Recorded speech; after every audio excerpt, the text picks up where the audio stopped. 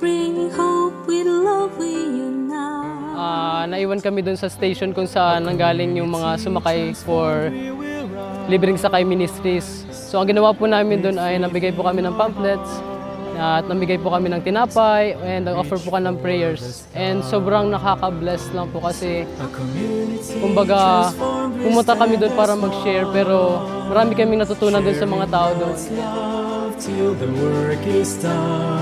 Ang ginagawa po namin dito, nag-ano po kami ng mga vital signs. And some of them, meron nagtitake ng mga blood tests, such as blood sugars, para malaman din ng mga common people kung ano yung mga blood sugar nila, yung mga lagay nila, mga blood type, and other... Every hand that helps, every voice that sings, a promise of peace, the joy it brings.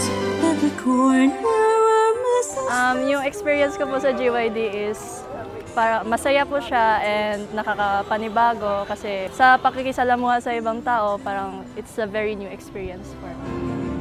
A community transformed, we stand as one, sharing God's love till the work is done.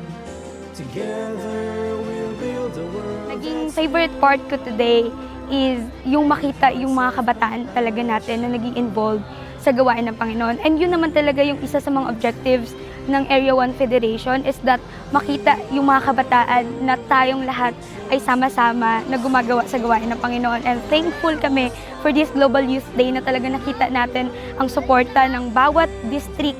Talagang nandyan sila, hindi lang mga district, mga AWay leaders, kundi pati mga churches natin, nakasama natin sa paglilingkod ngayong buong maghapon.